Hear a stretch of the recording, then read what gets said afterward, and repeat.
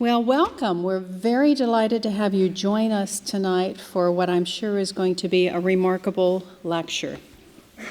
Spencer Finch, our speaker this evening, investigates the mechanics of perception through poetry, history, art history, and science. He has used locations all over the world, including the ancient city of Troy in present-day Turkey, Rouen in France, Monument Valley in Utah, and Emily Dickinson's home in Amherst, Massachusetts, to attempt to capture the indescribable qualities of light, color, and reflection. Sorry, Chris. I have to thank Chris for helping me write my introduction tonight. Perception also, but also reflection. Susan Cross, writing in Spencer Finch's monograph titled, "What Time Is It on the Sun?" compared Finch's work with the ancient practitioners of the Hermetic arts, who saw change as the most fundamental truth of the universe. The artist doesn't always provide an answer in his investigations. For Spencer, art can do more. It can, quote, ignite our capacity for wonder, end quote. Some of you may have seen this powerful image on the front page of the Wall Street Journal earlier this year, when Pope Francis visited the National September 11th Memorial Museum and paused to say a prayer in front of Spencer's work entitled, "Trying to Remember the Color of the Sky on That September Morning." The work contains 2,983 individual squares of Fabriano Italian paper, one square for every person killed in the September 11th attacks and in the 1993 bombing of the World Trade Center. I find his work to be incredibly thought-provoking and a visual feast. I had the pleasure of visiting Spencer in his studio in Brooklyn earlier this year, which provided me with a glimpse of some of the works he was in the midst of creating at that time. And ever since, I spend every morning thinking about light and visual perception as the sun rises. Spencer is currently exploring glass as a material and the architectural design of the Corning Museum of Glass to create a new work for the museum, one of 4 special artworks that celebrate glass and light, acquired to mark the opening of our new contemporary art and design galleries. Spencer visited the museum during the construction phase and was struck even then, as we all are today, with the airy, light-filled architecture that so beautifully showcases our contemporary collection. Tonight, Spencer will talk to us about his life and work, including this new commission. So please join me in welcoming Spencer Finch back to the Corning Museum of Glass.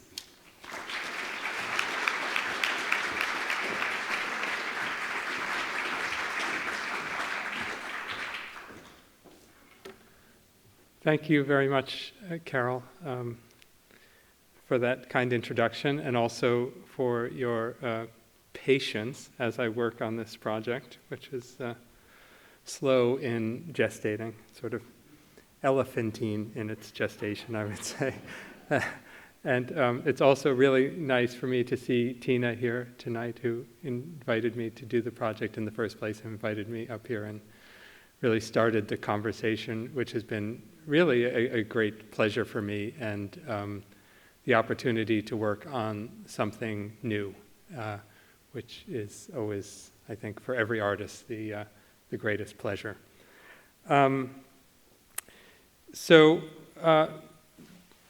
Because I'm a self-involved egomaniac, I basically did this PowerPoint presentation to help myself figure out what I'm going to do for this project here, which I've been working on and researching and doing tests for.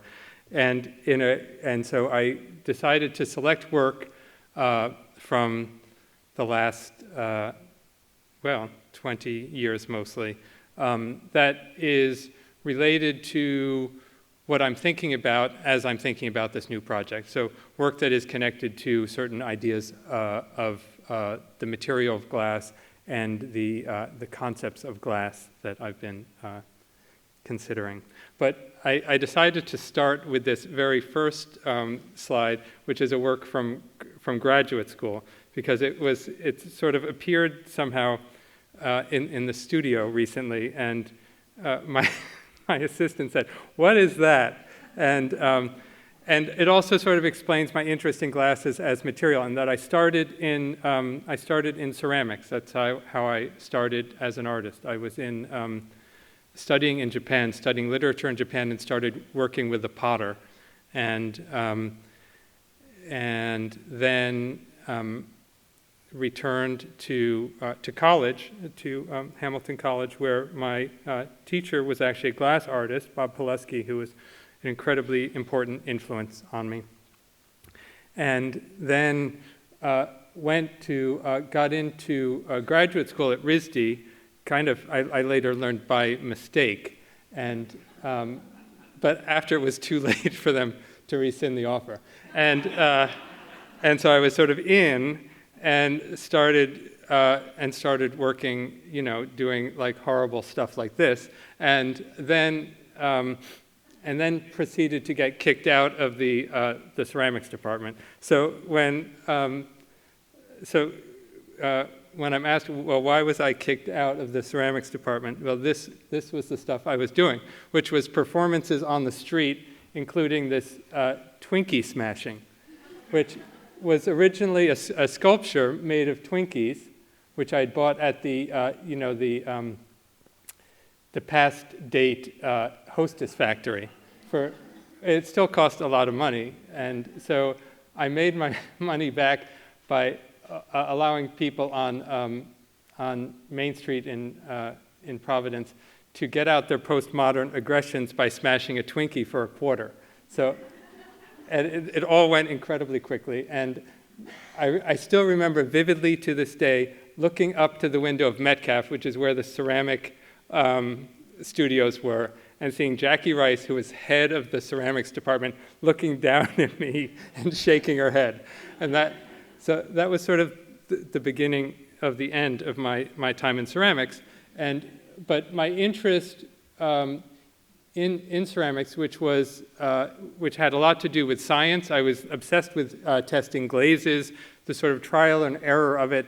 The firing of the kilns was all a sort of process, and also the process of making things with my own hands was something that was really important to me, and I just sort of veered in other directions, especially while I was in school. So this, I'm showing, it's always good to know sort of what you're in for. So there are, I have 47 images. We used to call them slides, of course, but images. And I'll try to sort of go through them fairly quickly. And if you have questions as I go along, please feel free to interrupt. I realize by now that all of this makes perfect sense to me, and I realize that it does not make perfect sense to other people. So, so please, if you have questions, interrupt. I'm happy to answer questions at the end. This is a series of work that is glass, in fact, which is a series of mosaics I did in 1997 when I was really I was really interested in monochromatic images and sort of blank images. So what I did is I made a series of these mosaic pictures based on snowstorms in the Himalayas. So it was about this idea of sort of erasing the image, this sort of really sort of minimal approach to making a true picture, that sort of mystical idea of only the hand that erases writes the true thing. So it was really very, very specific, and you can see on the image on the right, which is actually an avalanche on K2, that there is a little bit of modulation. That was, of all of them, the most Baroque and generous. And it was all created by underpainting. So I would underpaint and then put the little tesserae on top, change the underpainting, put the tesserae back on top until it was very close, and then glued them on and put the mortar around them. So it was incredibly sort of labor-intensive, meticulous, and also has this incredible shimmer that happens that sort of connected to the atmospheric effect I was after. Like other work before and since, it was not incredibly popular, and is still stored in my studio to this day. So there's a detail. That is, and of course there are variations in the glass. So you see that it's almost a sort of pixelization that happens because of the variations of the glass and because the glass tiles are faceted in certain ways so they catch the light in different ways. So there is this, it wasn't intentional, but there was a slightly digital aspect that happened to it, which I now regret. But this was like clouds on Annapurna. And I was also really interested in the shades of white. You think like any whiteout is the same as any other whiteout, but there are actually incredible variations in this. And now that I think about this, it was also incredibly inconsistent with my practice, because I was very much against the camera and this idea of photographic representation as trying to convey some sort of truth. And these works, I was too much of a coward, obviously, to climb these mountains, and they were actually based on photographs. So there's a sort of inherent inconsistency in there. This, however, made of rhinestones, that had no problem selling. But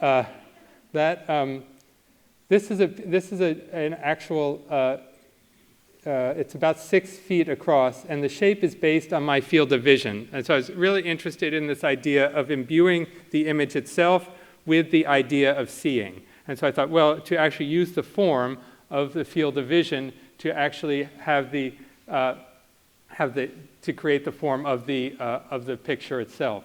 So I did this sort of test where I figured out the periphery of my field of vision, which of course is not a perfect shape, and used that as the panel on which to create this rhinestone picture of the sky over Roswell, New Mexico, which of course is the UFO capital of North America. And I became interested in the shape. Is the studies that Ruskin did in the 19th century, where he used the ellipse as a form for sort of connecting the idea of vision to of human vision to the idea of looking at art. So it was sort of something I lifted from him and then used, and it was in some ways similar in terms of the process to the mosaic pieces, because it was very, very sort of boring, repetitive work of sticking these different size rhinestones onto the panel, which had been painted with a ground that perfectly matched the color of the sky over Roswell. And I actually was very proud of myself because I invented this special tool for that, which was called a snot stick, which is a little toothpick with wax on the end that you can pick the individual rhinestone up, and then when it goes into the adhesive, the adhesive is stronger than the wax, and you can pull it off. And anyway, this was something. Carol mentioned that I had done a project in Troy. I did a couple things there, and I became really interested in this idea of seeing light, and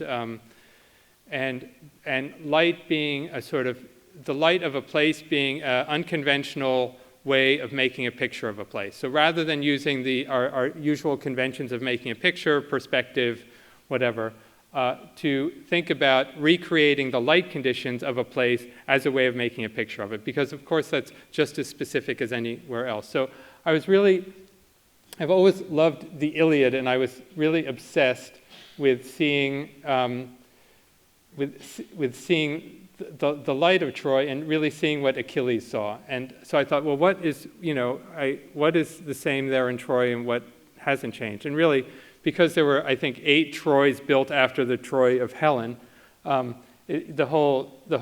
ruins have changed, and it's not the same place. But I thought, oh, the light has changed, has stayed the same more or less. So I went and I went to Troy and took with me a colorimeter for measuring the color of the sky, and also took with me a prism just for breaking the light, the sunlight into the constituent parts, And then I did a series of watercolors, which are not that big. They're like this big.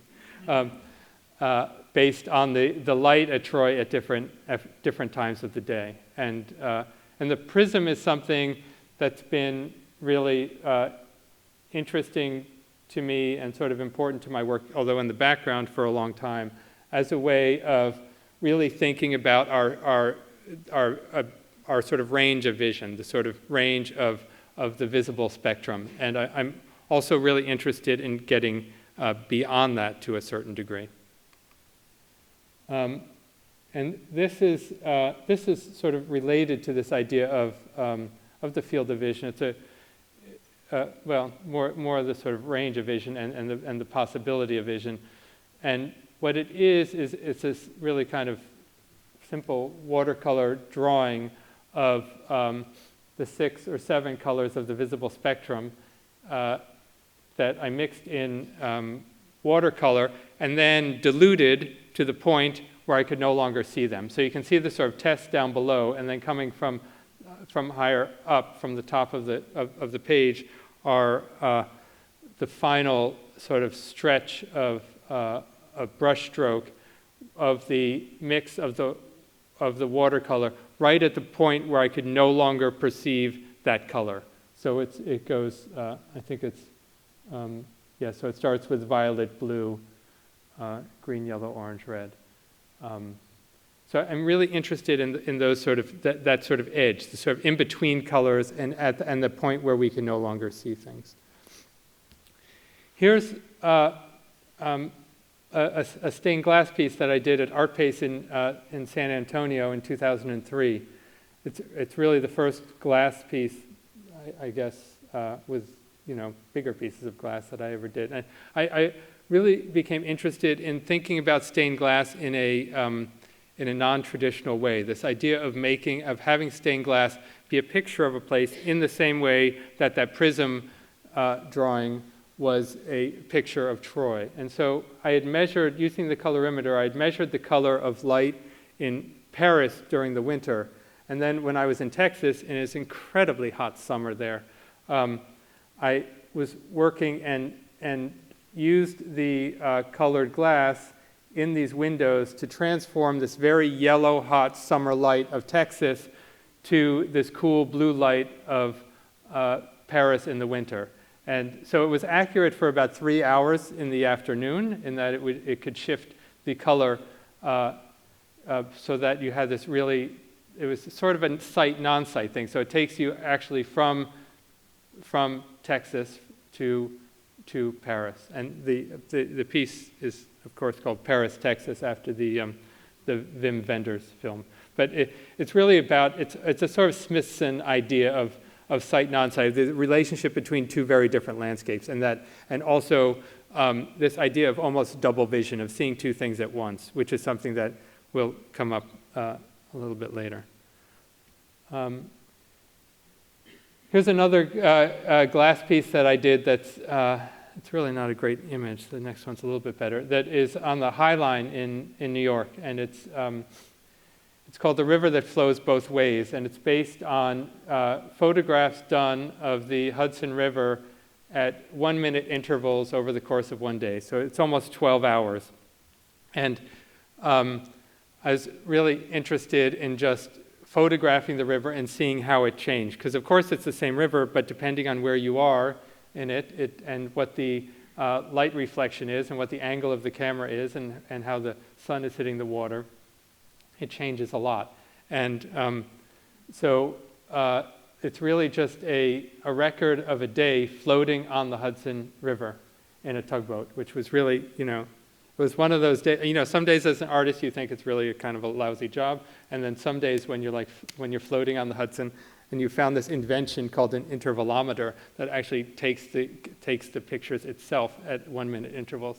It's kind of a nice, it's a nice job. And anyway, there's a sequence, it goes from the top left to the bottom right. What I did is I pulled the pixels, a pixel out of each of the frames, and the pixel was pulled from the position in that frame that that corresponded to the frame's position in the overall composition. So the first frame up on the upper left is in the morning. That was the first one, and the bottom right was the last image taken in the evening. And so that's almost 12 hours from beginning to end. And so what that did, by pulling the pixel out of the position that correlates to the position of the panel in the composition, it creates a sort of composite as well. So the brighter colors tended to be up higher, and the darker colors tended to be lower. So it became not only a sequence of the color of the water, but a little bit of a composite. So it becomes a bit of a composite single image of the river over the course of the day.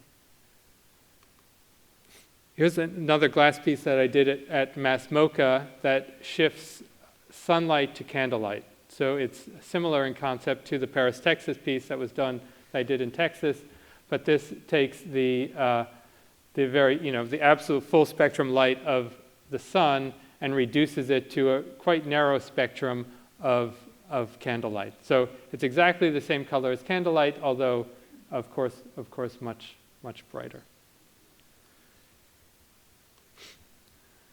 And here's a kind of opposite piece in a way, in that it's this piece was in Venice in 2009, which was the 500th anniversary of Galileo's observations with a telescope, and I wanted to do something about the moon, kind of as an homage to him. So this shifts, and this in fact isn't glass. This is theater gel attached to the glass of the Arsenale, because it was a temporary installation. And that shifts the sunlight to the color of moonlight. And here is this is a sort of different kind of piece. I've done a number of sort of larger architectural works in the last 5 or 7 years. And this is a facade at the new Johns Hopkins Medical Center in Baltimore that is based on observations of Giverny, of Monet's pond in France. Something else I'm really interested, and another sort of concept that comes up as I'm thinking about this project is the idea of transparency. And I've worked with translucent filters like this on a few projects to create these kind of clouds. This is a piece that was done at the Corcoran Museum before it closed last year, which is a horrible, horrible thing. It's such a beautiful space and such a fantastic collection. But it's no longer really there. And this shifts the light. It was a real sort of Washington-specific piece where I became really interested in this anecdote about the one time Walt Whitman and Abraham Lincoln met. And it was during the summer of 1863 when Lincoln was going up north in Washington during the summer to get cool it was called the Soldiers' Home, which was this place where he was sort of like a Camp David in his day. And Walt Whitman, being his sort of crazy, obsessive self, was obsessed with Lincoln and would wait out on the corner near where he lived and would tip his hat at Abe Lincoln when he rode by every day. And Lincoln left no record of these meetings, but Whitman, of course, did. And I thought, how wonderful that these two, and there is a possibility that they actually did meet in person at the White House at one point. But I love this sort of idea of these two amazing, very different personality types, obviously, meeting. And so what I did is I measured the light at that exact corner where they supposedly met, and then created when a cloud passed, and then created this cloud out of the theater gel, and then put that up in the skylight of the rotunda of the Corcoran, so that at noon, when the sun was overhead, the filters would shift the light to exactly the light of the passing cloud on that corner. So it's a sort of very sort of specific moment. Here's a sort of related piece with shifting the light. This is done at the Museum of Contemporary Art in San Diego. And that happens to be a Robert Venturi building, if you can't tell by now, the atrium there.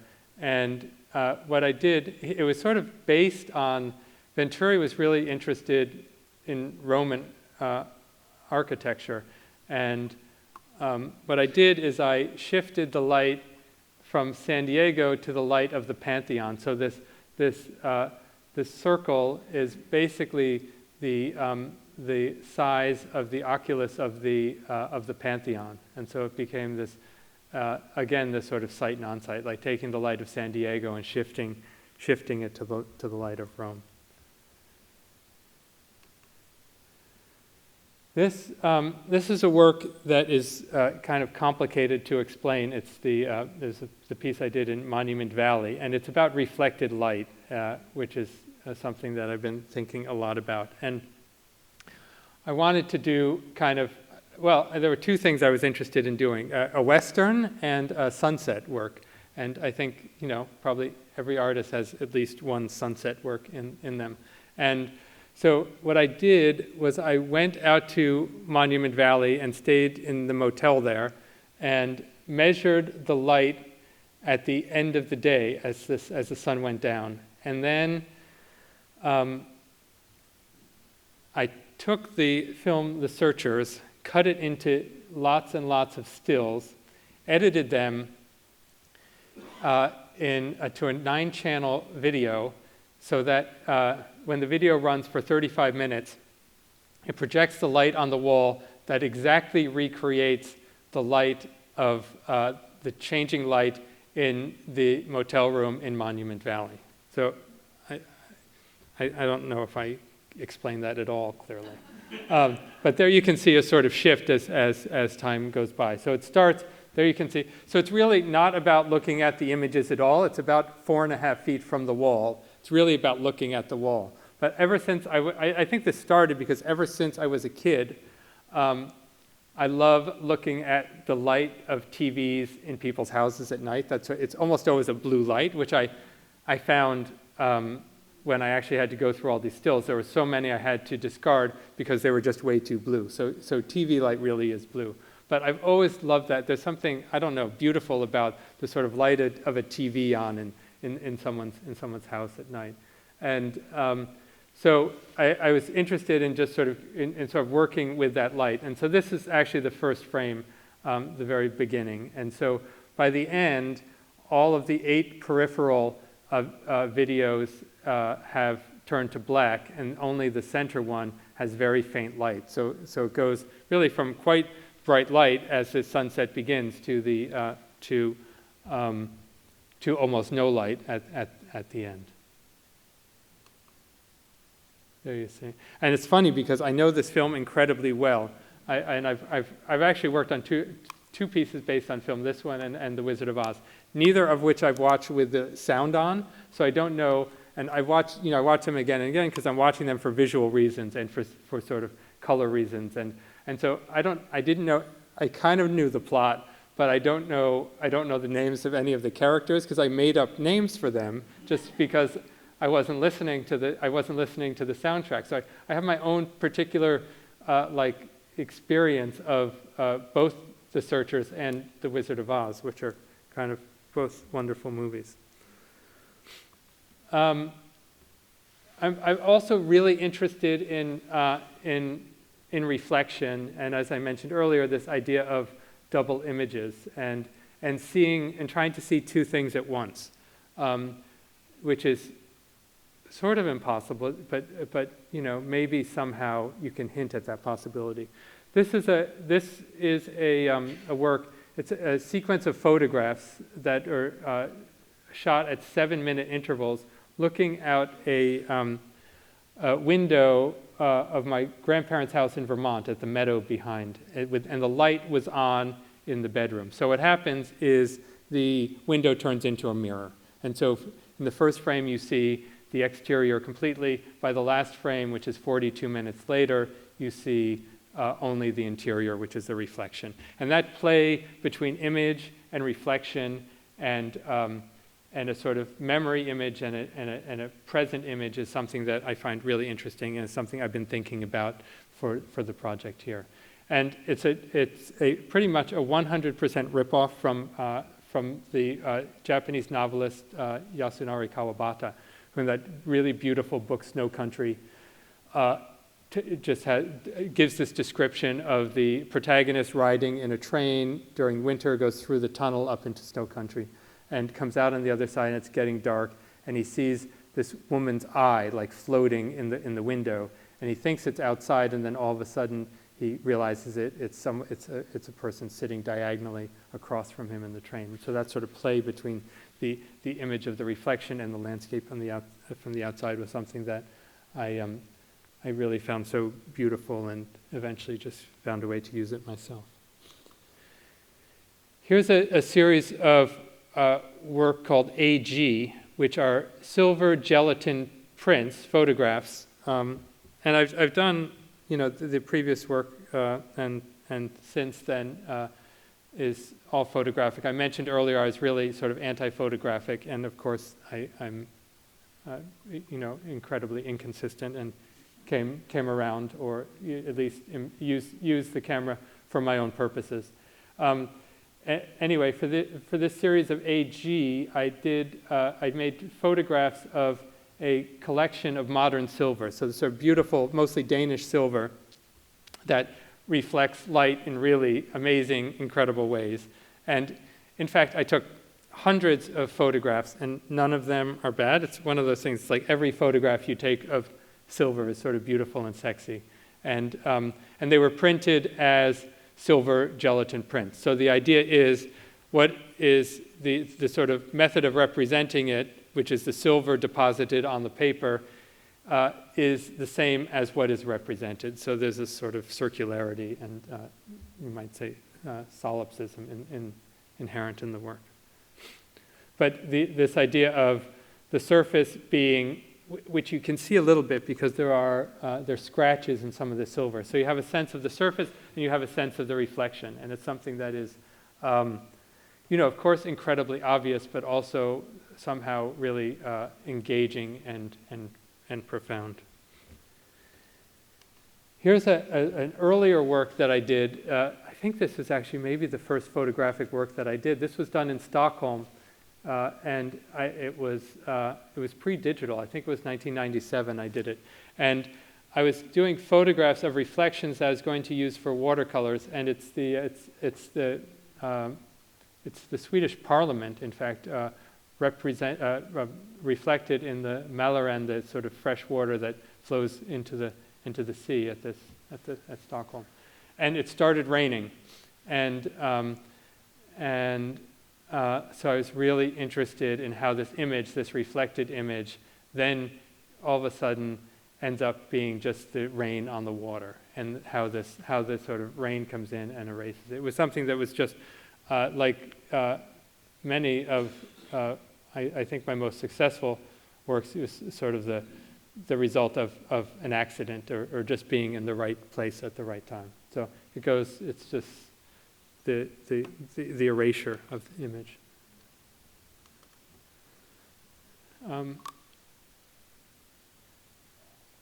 This is a really kind of strange piece, also which I still am storing at the moment and really would love to get rid of.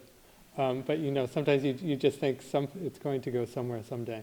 And anyway, what it is it's based on a glacier in New Zealand. And it's a picture of the sky over, it's a monochrome. It's actually, I guess I should be honest, it's like an incredibly elaborate, complicated excuse for a blue monochrome painting. So what you see in that pool is dyed water that is dyed exactly the color of the sky over Fox Glacier in the South Island of New Zealand. And the way the image is sort of replenished is it has an overflow that goes into the ice machine. It creates ice. The ice comes down the chute, which then melts and drains into the pool. So it uses the sort of ecosystem of a glacier in a sort of structural way to create this sort of apparatus for for making a picture of this incredible blue sky that is over the White Glacier in New Zealand. I also did a series of drawings of glaciers themselves using ice, and this was sort of a crazy process. So what I did is I mixed ink with water in different densities and diluted to different degrees, and created a palette, and got a big chest freezer, and had all of these different bags of ice and trays of ice labeled. And so I created a palette just for making these pictures of glaciers, and then I used ice on the stretched watercolor paper to actually create the pictures of the glaciers, which were based on photographs that I did when I was there. And so I had sort of three ways of using the ice. I would smash it into almost like snow, so it was really, really fine. And I would spread that out for the initial wash, and to put a ground on it. And then I had a cracker, so I would crack it into sort of bigger chunks, sort of like certain kinds of cocktails. And that was more like maybe a little more like a snow cone, and well, chunkier than that. And then that would be the next layer, where there was a little more texture, like some of those spotty areas there were made with the second process. And then the final process, the final layers, and each one was about 15 or 20 layers of the ink building up. And then the last one would be the full cubes that would then melt and puddle and create bigger, denser areas of color. So again, it was this idea of sort of using this material, this sort of transparent material of the ice to make a transparent watercolor ink drawing of ice itself. And it's something in work that I've done with glass and with water, I've thought a lot about them being sort of analogs for each other, and sort of standing in for each other in some ways because of their optical qualities.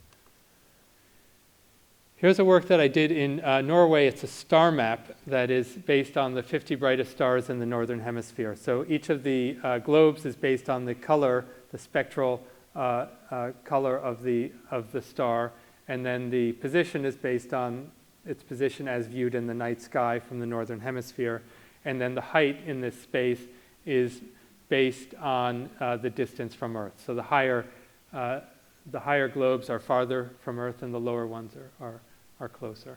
And it's the whole thing is powered by solar energy also. So it's like our star is powering this star map, which I really like the consistency of that.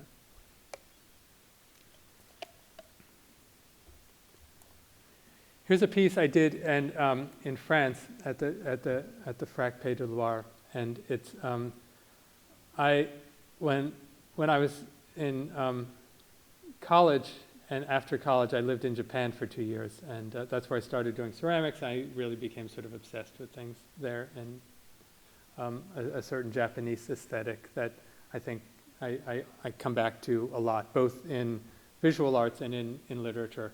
And the Japanese create these moon viewing ponds, which are designed to create a beautiful reflection of the moon, which I just think is such a sort of beautiful, beautiful landscape idea. So I created an artificial indoor moon viewing pond that had this sort of bridge to nowhere and sort of zigzagged around.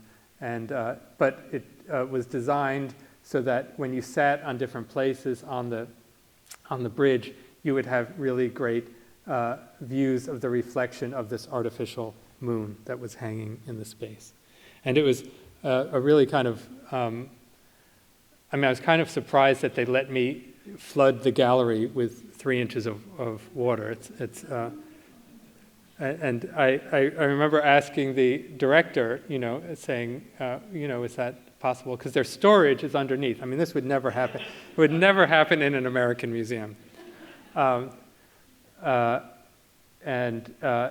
she said, well, maybe we could put on a second layer. And so all they required was the second layer of plastic, and they filled the room with water. It was really kind of fantastic, and it never leaked. There are some pensive French people looking at the moon. Here's a piece that I did. I'm also interested in the idea of windows. That's something else I was thinking about, which actually sort of led to a brainstorm on my way up here that I think has sort of led to thinking about an idea for this space. But this is really a recreation of the light coming into my studio at night. So it's called the studio at night. And so it's mostly street lights of different wavelengths. You know, there's a halogen and there's a sodium and mercury and different colors. And then, so it's kind of a stage set. So there are two sides. If you see this center piece of foam core that's hanging, that has a cutout of the shapes of the windows in the studio. You can see how the projection goes onto the wall of what is the studio. So there's sort of constant static projections that come from the street lights that are overlapping. And then there's this movement of light that comes from cars going by on Union Street. And so I recreated that by putting this little model train on the sort of backstage side and Velcroing a tiny flashlight to the top of it, so it would go around in a cycle. And the passing of the headlights goes, sort of goes whoosh up as the car goes by and then comes back around again. So it's a very sort of, this is one of those things that's not for everyone. A lot of people kind of walked in and walked out of this, but I really, it's something. It's one of my favorite works, I think, actually, and it's funny because I remember this as a child. Seeing that, like lying in bed as a kid and looking and seeing these shadows and seeing the lights of traffic. And my brother, who's 2 years older than me, we shared a room when we were kids, and he came to the show, to the opening, and I said, "Well, don't you remember? Don't you remember those lights?" And he looked at me, as he often does, like I'm totally crazy, and said, "No, I don't remember that at all." So I realized that different people definitely sort of notice different things. But it's something that stuck with me since then. It's something that I still really enjoy doing sometimes, is turning the lights off in the studio and watching what happens. And I like this idea of, there's a long tradition of artists making pictures of the studio. And I'm especially interested in making pictures of the studio at night. I guess because I'm something of a contrarian. So there you can see the projections, sort of overlapping color. This is a work that is really impossible to photograph, and so this is sort of one of the sort of original images that is one of a number of works that I've done at Emily Dickinson's house in Amherst in Massachusetts. I've been obsessed with her for about 10 years, and I'm kind of a groupie. There are a lot of sort of crazy Emily Dickinson groupies, and for a long time I couldn't get them to respond to me, but finally I found someone who knew the director and sort of weaseled my way in, and so now I'm like a kind of official groupie, and I can actually go there and do certain things, and it's really, it's really the subject for another talk, but I find her constantly sort of so inspiring, and her sort of depth of sensitivity, her ability to kind of make something out of nothing, her just sort of incredible and very specific genius, I find so sort of inspiring and powerful that it's something that I can go back to. I've stolen a lot of show titles from her. I mean, if you need a show title, you can just go in there. There's a million of them. And it's just so, anyway, she's been a really important influence on me in thinking about what art can be. And anyway, what this piece is what I did is I photographed the rain on her window. And so there are actually, I think it's 16 panes. And then photoshopped everything in the background out so that all that was left was the drops and the landscape that is refracted through those drops. So it's this sort of, and then it was printed on clear acetate and was installed at a museum in Australia, of all places. And it's absolutely impossible to photograph. When you walk around it, you can see it, and sort of you see these sort of little colored dots of the rain, which looks like rain on the Australian window, but in fact it's rain from this totally different landscape of Amherst, and the landscape is refracted through these dots of rain, and so again it's kind of I guess I'm sounding a little bit like a one-trick pony or Johnny One-Note or whatever the right term is. But it is, again, about seeing two things at once, and also this site, non-site, taking these two landscapes and somehow conflating them and creating this sort of tension and this sort of some sort of dialectic relationship between the two places. Here's a piece that was installed at Mass MoCA as well. It's called A Few Days Are All We Have. And what it is it's kind of a calendar where I kept a record of the color of the sky where I was, no matter where I was over the course of a year, and then recreated that color in these windows at Mass MoCA by overlapping filters of different colors and different densities. And the size of each of the blocks of color. So if you see the first one is all the way up in the left, which started in January, it's a much shorter day. And the last one in this photograph was in June, where it's a much greater proportion of the window, meaning that the entire 24-hour day is filled with daylight. So it's a kind of weird proportional calendar that is also just a record of the sky for 1 year.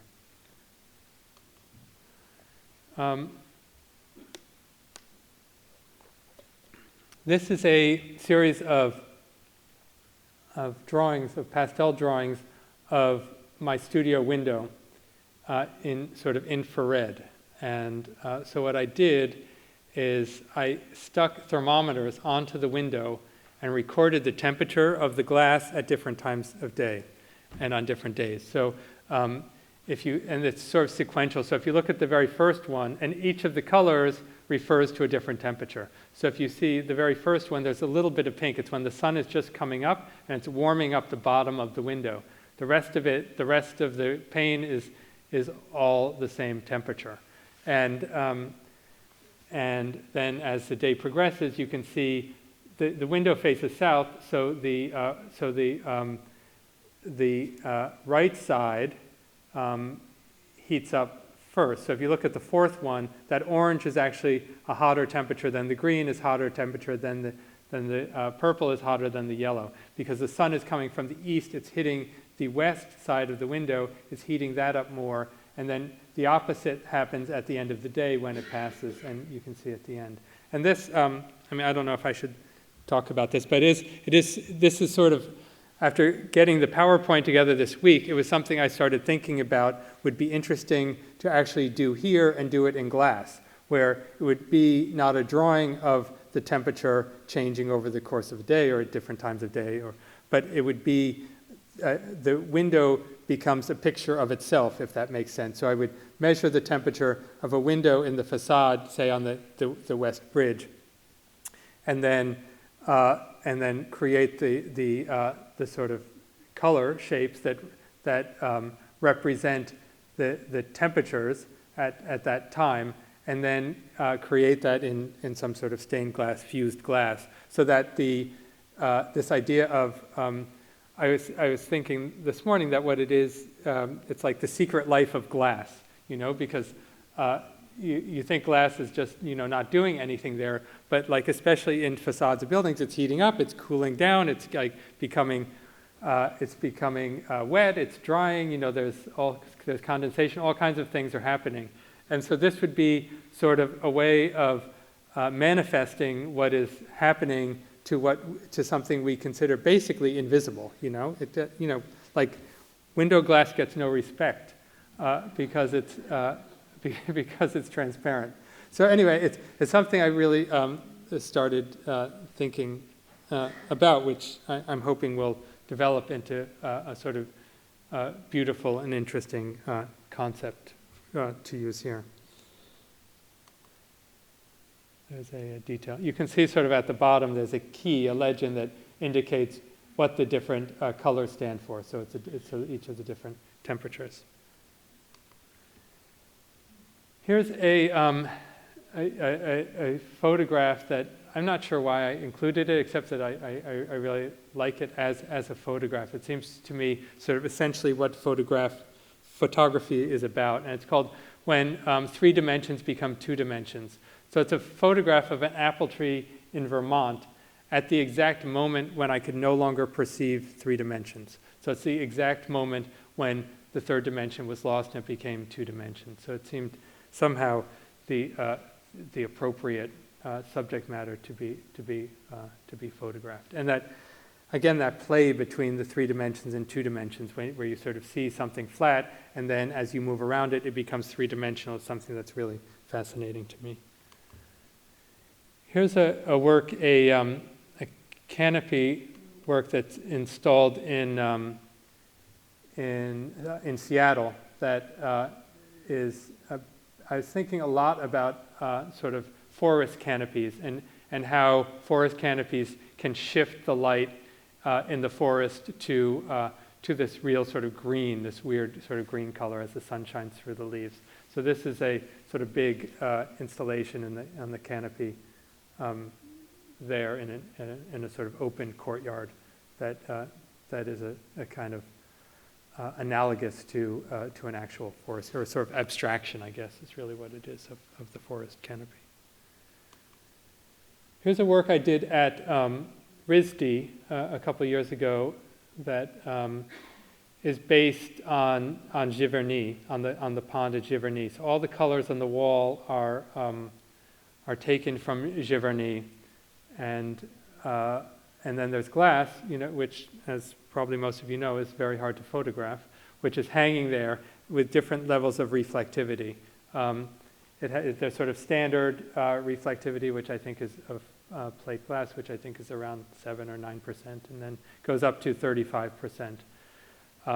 And it's this fancy German glass that has, I'm sure Corning makes a better product, but it's this fancy German glass that has, it doesn't look like, one-way mirrors. It has this sort of, you can't sort of see the coating.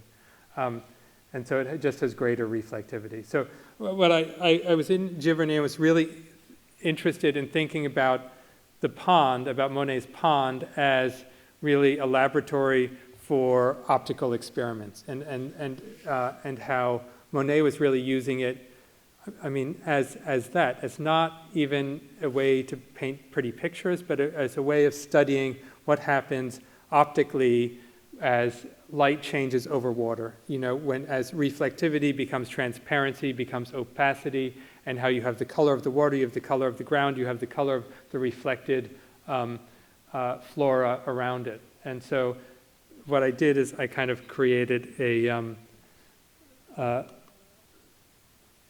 abstract and sort of simplified version of this that does the same thing. So the panes of glass are hanging from a single cable, and so they're constantly moving. So as you move around the pond, which is these panels hanging in the center of the space, it reflects you, it reflects the walls, it reflects the other glass, and it also reflects the light, the natural light that's coming into the space. So there's all of these different variables that are happening and creating a constantly changing sort of optical event, which I found really kind of interesting and compelling. And so, of course, it doesn't look at all like a pond, and it doesn't look at all like Giverny, really, but it is about this sort of process of looking, and about the sort of optics and the perception and the science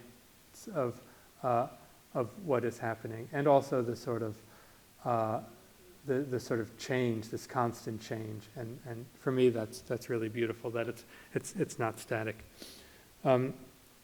These last slides are I really shouldn't show them, but they're studies of these tests that I've been doing, trying to work with what I've been thinking about here before I had this brainstorm this morning, was thinking about this idea of printing. I'm really sort of interested in daguerreotypes and how daguerreotypes, when printed, which aren't really printed on glass, but they have to be protected by glass, have this idea of a memory, and trying to think of how an image could be in glass, but the glass could also be reflective. So there's the reflected image as well as a sort of present image that is, or a sort of printed image that is sort of like a history or a memory. And so these are actually these are just some initial studies based on photographs of this space with different sort of amounts of glass over them to increase the reflectivity and decrease the amount of the image coming through. So I'm sort of terrified of disappointing Carol, and so I felt I needed to add something at the end and show her that I'm trying to figure things out. But anyway, that's it, and I'm happy to answer any questions.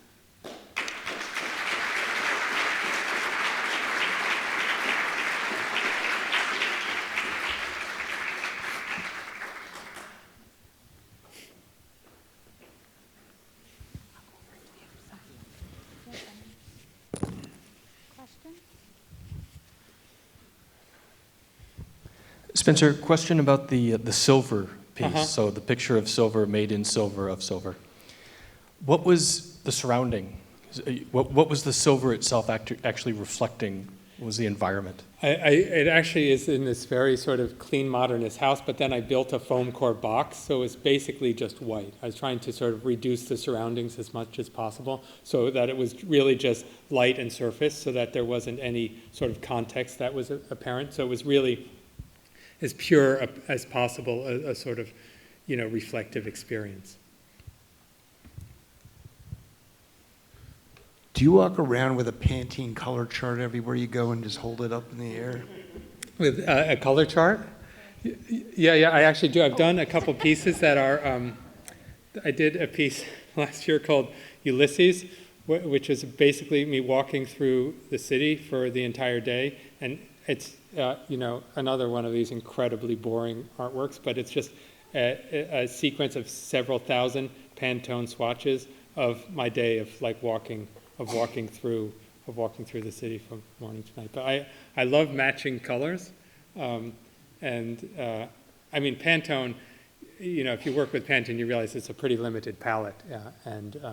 But I love. And I love also the sort of variability and the sort of subjectivity of color and how different people see different colors, and also how color changes in different light conditions and how you can see things really differently in different seasons or different times of day. I'm also really interested in when colors disappear. I did it. The Wizard of Oz piece I was talking about is a big wall painting with 70 colors taken from the film, and this is the kind of piece that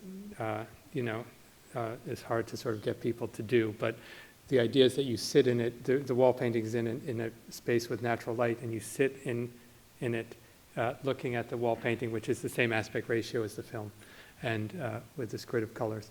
And you have a checklist. And as the sun goes down and it gets dark, you mark on the checklist when you can no longer see the color, because our eye is more sensitive to the longer wavelengths of orange and red in low light than it is to blues and greens. So the blues just all disappear first, and then the reds disappear later. So it's about the sort of the color draining away. And it's actually got one of my favorite tales. It's called Back to Kansas. Oh, I was wondering where in Seattle is the forest canopy? It is, well, if I must admit, it's at Amazon. It's, yeah,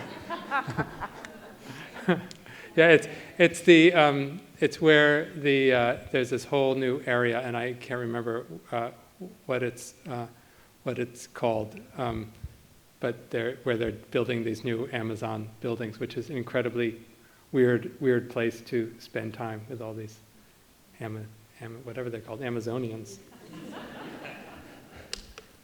Spencer had a question. It may be Lake Washington, I'm not sure. But I just wanted to follow up on your description of back to Kansas, because that's what you were working on when I visited your studio last year. Uh-huh. And when I got home, I was thinking about what you said about how you can't see color after a certain point when the light disappears. And every morning I sit in my bedroom drinking my coffee and reading the New York Times and watch the sun come up in my beautifully landscaped backyard, which I didn't landscape, the previous homeowners did, but I relish their landscaping every day. And as the sun comes up, the color begins to emerge. So for me, it's back to Oz. Right. It's not back to Kansas, but I do think about it every workday morning when I'm up at 6 watching the sunrise. That's a much more optimistic way to live your life.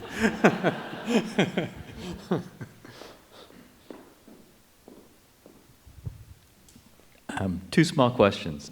What's your favorite color temperature? What's my favorite? Color temperature.